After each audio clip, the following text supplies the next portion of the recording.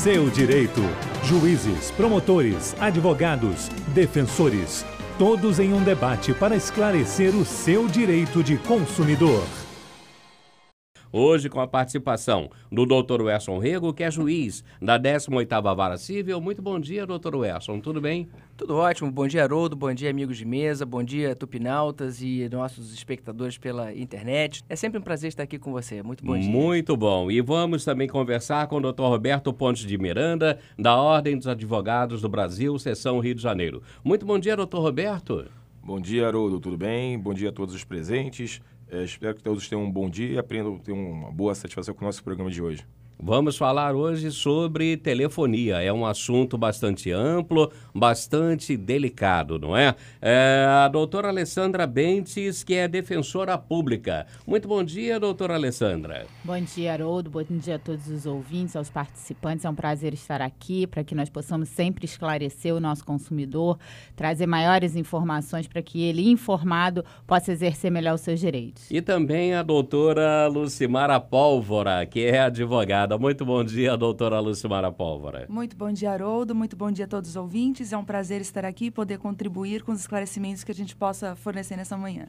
Com certeza. Bom, como a gente já falou, não é nosso tema hoje, telefonia móvel. Os valores cobrados pelas operadoras de serviços de telefonia móvel variam muito. E as empresas cada vez mais lançam mão de promoções, que é para cativar um número maior de consumidores. Então, antes de contratar determinada operadora, o consumidor deve analisar as propostas e escolher a que melhor atende às suas necessidades. Porque depois de contratada, a operadora pode ser obrigada, doutor Roberto, a alterar o plano para cobrir o que está sendo oferecido pela concorrência. Por exemplo, acabei de fechar um plano com a Oi, aí uma outra operadora me oferece, faz propaganda de algo melhor para mim. Eu posso obrigar a Oi a me dar a vantagem oferecida pela outra operadora?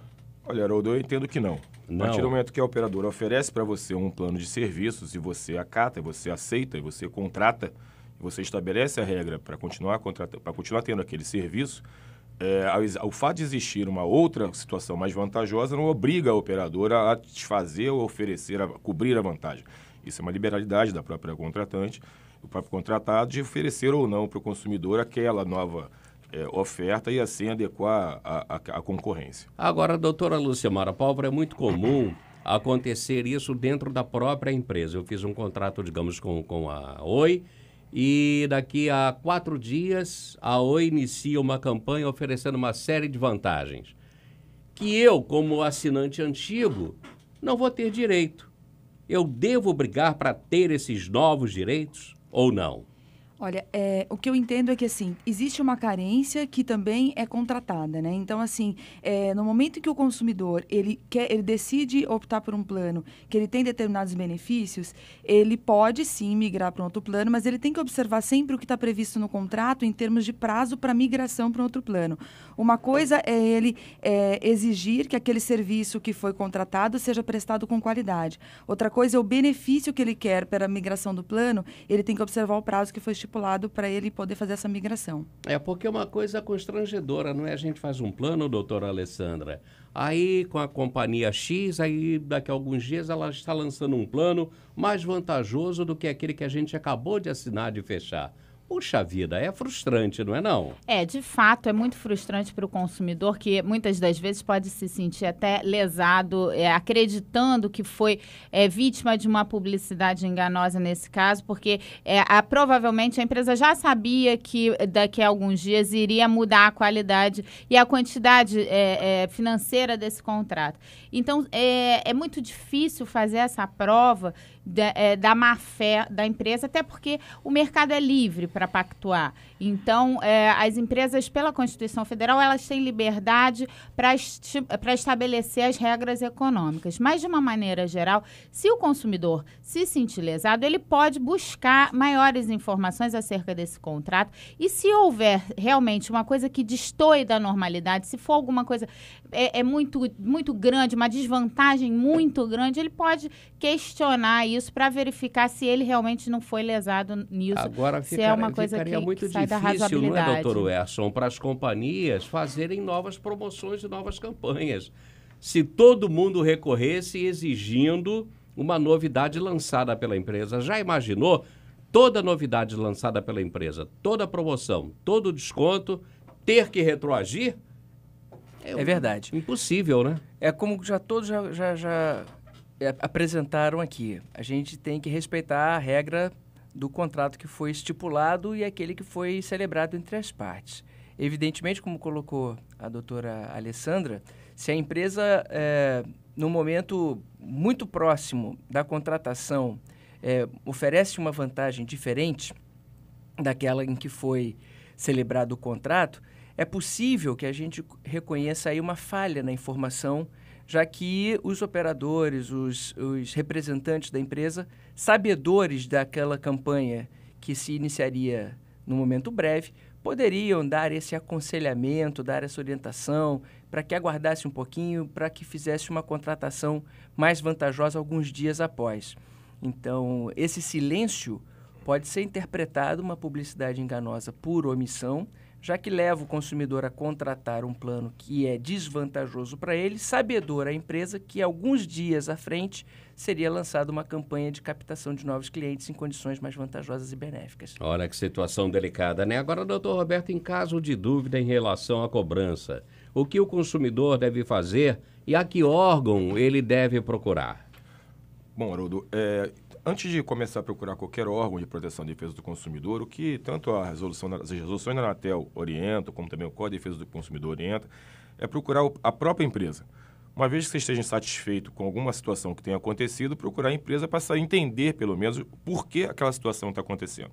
Até porque a empresa que está prestando serviço, ela tem um prazo para poder solucionar qualquer vício e só a partir Esse do prazo decurso qual é? daquele, um prazo de 30 dias. Para poder solucionar qualquer vício que aconteça e não havendo a solução daquele vício, então, mantendo aquela situação, se ela entender que está sendo lesada, ela então pode procurar os órgãos de proteção, pode procurar o PROCON, ou então pode ir direto ao judiciário, entrar com a situação e então tentar, se for um caso de cobrança indevida, por exemplo, tentar conseguir o cancelamento da cobrança e eventual reparação de danos morais, enfim, mas sempre tentando compor primeiro com a empresa, inclusive para poder entender o porquê daquela situação, tá?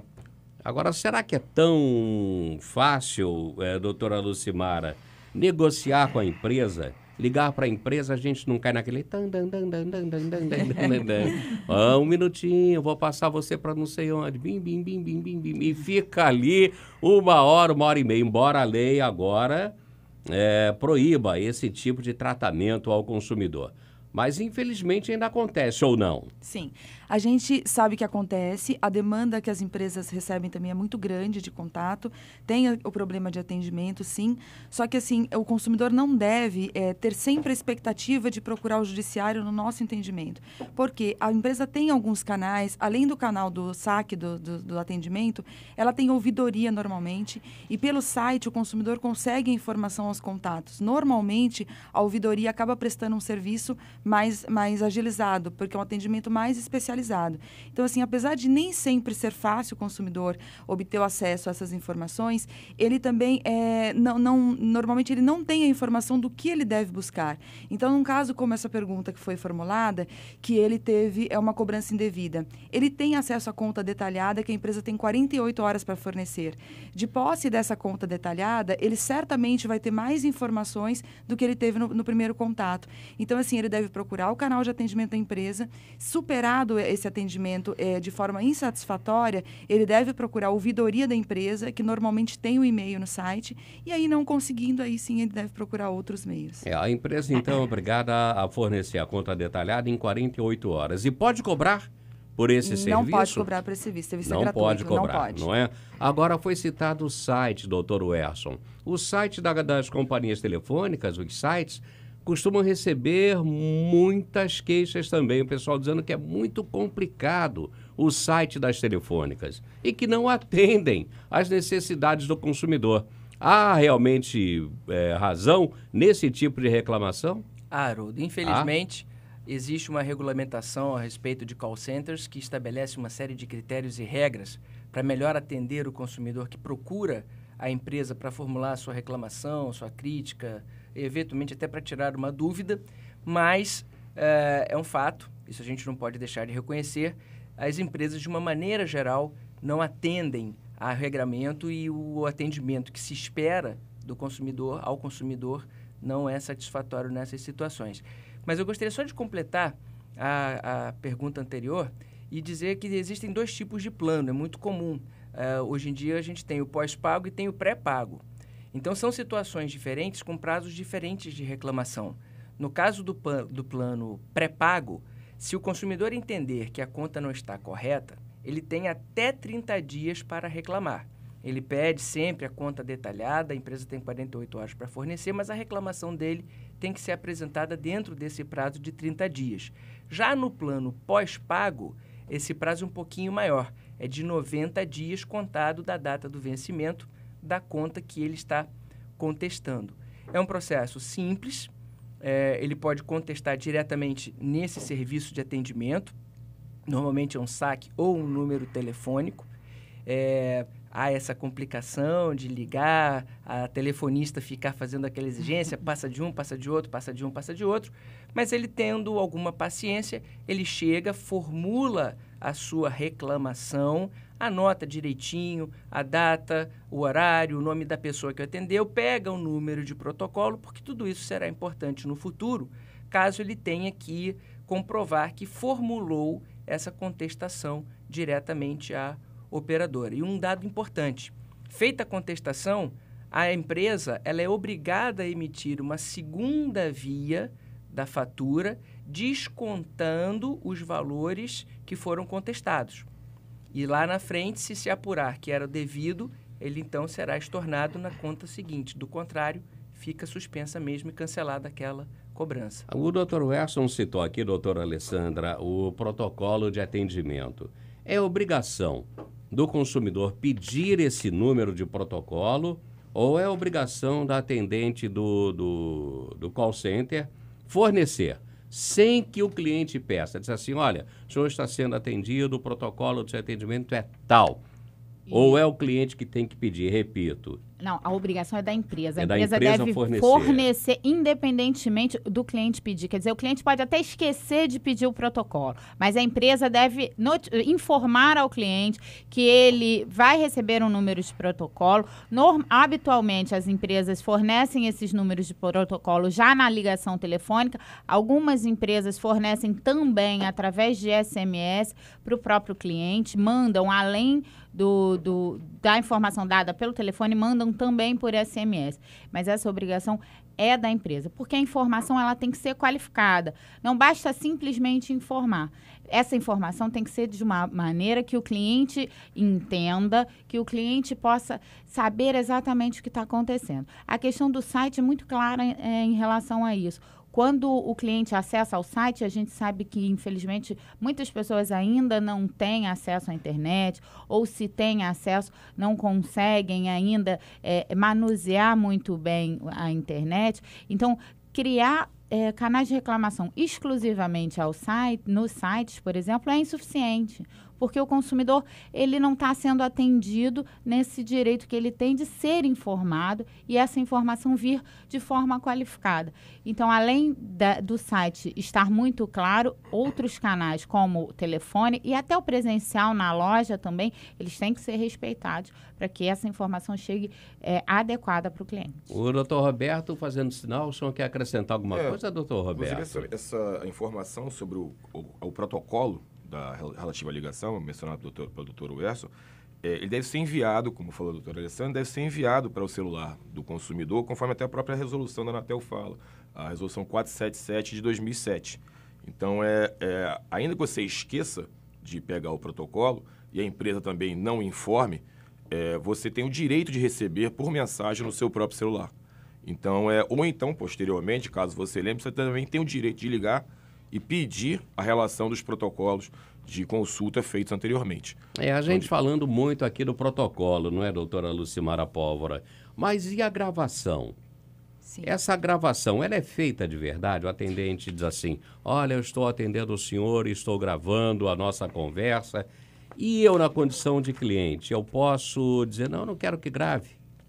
Não quero que grave? Não quero que grave essa nossa conversa, porque eu vou xingar vocês e tal. Sei lá, não é qual é a razão do cliente que não quer. Ele pode pedir que não grave. Não, ele pode pedir caso seja gravado. Mas assim, eu quero a gravação do atendimento que eu recebi. Como é que ele tem que agir para receber essa gravação desse atendimento? Sim. Poder pedir para não gravar, ele pode, mas ele não vai ter esse pedido atendido, porque é uma exigência que essas gravações, que essas ligações sejam gravadas. Isso é tanto para resguardar os direitos do consumidor, quanto para resguardar propriamente o histórico daquele atendimento. Então, isso é uma exigência e ele pode pedir, mas ele certamente não será atendido. Com relação ao direito de ele receber essa gravação, sim, ele tem o direito de receber a gravação. Isso, inclusive, deveria ser anunciado no contato que ele faz. Essa ligação estará disponível caso o senhor tenha necessidade. Infelizmente, algumas vezes isso não acontece. Mas o direito a receber a gravação ele tem, isso é resguardado, seja para ele futuramente entrar com uma ação judicial, caso ele entenda que a pretensão dele não tenha sido atendida, seja para ele realmente ter esta informação para manter o histórico, caso volte a ter algum tipo de problema. Então, ele tem esse direito, sim. E como ele faz para receber essa gravação? Sim. Ele pode receber essa gravação por e-mail, através de arquivo eletrônico. Ele pode disponibilizar uma mídia para poder gravar diretamente na loja. Ele pode exigir da empresa por esses meios, pelas mídias eletrônicas, recebendo inclusive por e-mail. E há um prazo, doutor Werson, para que a companhia telefônica guarde essa gravação? Só a gravação fica aqui em nossos arquivos durante 30 dias. Depois disso, a gente deleta, a gente apaga. Há um prazo? O prazo para encaminhamento é de até 10 dias. Quando 10 dias. A solicitação. O prazo de arquivamento, eu não acredito que tenha um prazo regulamentado. Não, então já me explicou aqui o doutor Roberto que tem. Qual é o prazo, Roberto? 6 meses. Prazo de 6 meses. 6 meses. Então, quer dizer, então eu tive um 6 meses. atendimento ruim, foi gravado. Durante 6 meses, eu, na condição de consumidor, posso exigir, posso pedir aquela gravação que eu vou usar em minha defesa e meu interesse. Sim, como 6 explicou meses. aqui o Roberto e a Lucimara, durante 6 meses é garantido, deve ser por essa resolução 477 da Anatel, esse direito ao arquivamento daquele atendimento. E eu acho até bom que seja obrigatório, não é, a gravação. A gente fala brincando que é para despertar um pouco. Mas é claro que é da maior importância a gravação ser obrigatória, porque senão as companhias vão alegar todas as vezes eu não tenho a gravação porque o cliente pediu para não gravar. Não é? Parece uma coisa meio maluca, está invadindo a minha privacidade, mas seria a favor da companhia telefônica se houvesse essa liberalidade, digamos assim, eu não quero que grave, não é? E não a favor do cliente, nunca seria a favor do cliente, não é, doutor Roberto? A defesa da empresa em juízo, porque já são poucos os recursos que a empresa tem a seu favor em algumas situações, né? Então, a gravação ela é um recurso forte, porque às vezes o cliente liga, diz que não ligou, ou então fez uma coisa e na verdade fez outra, principalmente no âmbito de telecomunicação, porque o grande volume de reclamações nos judiciários é em razão de ligações que os clientes dizem que não realizaram. E muitas vezes ligações foram realizadas porque telefone é uma coisa de fácil acesso. A pessoa que tem um filho pequeno, tem um filho adolescente, tem uma situação, um parente, um amigo em casa, pega o telefone, faz uma ligação, ele não viu, mas o fato de ele não ter visto não quer dizer que não tenha sido feita, né? E aí, posteriormente, ele liga para reclamar, mas a empresa dá a satisfação, né? E, inclusive, a satisfação da empresa é uma obrigação que ela tem que prestar pela própria resolução da Anatel. E a gravação é uma maneira dela se resguardar com relação ao cumprimento do dever legal dela. Então, suprimir esse direito dela, né, considerando que a norma do consumidor concede ao consumidor o direito à inversão de ônus da prova, quer dizer, dando para a empresa a obrigação de demonstrar que ela cumpriu a regra da maneira correta, né, a gravação realmente é um instrumento bastante forte que eu entendo que não dá para ser suprimida, também para satisfazer uma intenção do consumidor. Essa coisa de ligações que o cliente diz que não fez, graças a Deus a minha mulher é bacana comigo. porque eu acabava de conversar com ela pelo telefone celular, desligava e botava no bolso. Então não tem capa o meu aparelho, não tem capa aqui, não tem proteção. E eu esquecia de bloquear o teclado. Quando eu botava no bolso, crente que eu desliguei, Fazia nova ligação. Fazia a nova ligação. E ela ouvindo tudo. Problema. Que risco, hein? Vai levar até um divórcio. E ela, como uma pessoa. Um reforço muito de casamento, filha do reforço cara, de fotos. Bacana, compreensiva. Disse: olha, você está esquecendo de desligar. Eu estou ouvindo você conversar com o pessoal aí. Eu estou ouvindo você na rádio, trabalhando.